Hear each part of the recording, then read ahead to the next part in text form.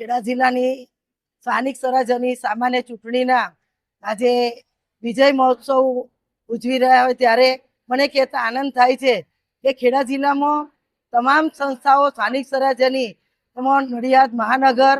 ખેડા જિલ્લા પંચાયત, 9 તાલુકા પંચાયત અને 4 નગરપાલિકા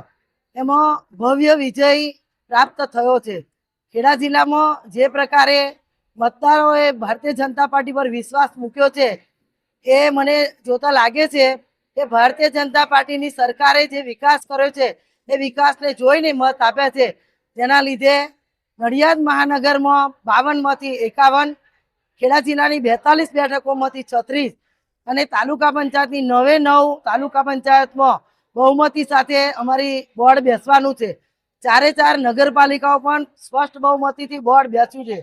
ખેડા જિલ્લાના તમામ મતદાતાઓએ જે પ્રકારે અમારા ભારતીય જનતા પાર્ટીના મેન્ડેટવાળા ઉમેદવારોને વિજેતા બનાવ્યા છે એનો મને વિશ્વાસ છે કે ભારતીય જનતા પાર્ટીમાં અને ગુજરાત સરકારના માન્ય મુખ્યમંત્રી ભૂપેન્દ્રભાઈ પટેલ અને માન્ય નાયબ મુખ્યમંત્રી હર્ષભાઈ સંઘવી સાહેબના જે પ્રકારની સરકારમાં જે પ્રકારે વિકાસ થયો છે એ વિકાસની નીતિને જોઈ અને મત આપ્યો છે. જે પ્રકારે ગુજરાતના માન્ય યશસ્વી અધ્યક્ષ, પ્રદેશ અધ્યક્ષ જગદીશભાઈ વિશ્વકર્માના નેતૃત્વમાં ગુજરાત સરકારમાં સ્થાનિક સ્વરાજ્યની ચૂંટણીઓ લડાઈ રહી ત્યારે ખેડા જિલ્લામાં પણ છેક બૂથ સુધીનું માઇક્રો મેનેજમેન્ટ કરી અને ખેડા જિલ્લાના તમામ કાર્યકર્તાઓએ, ખેડા જિલ્લાના તમામ ધારાસભ્યશ્રીઓએ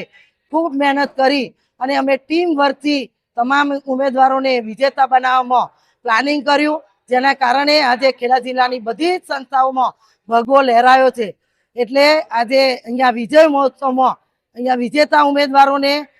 અભિનંદન આપવા માટે અને આવકારવા માટે ખેડા જિલ્લાના બધા ધારાસભ્યશ્રીઓ, અમારા પ્રભારી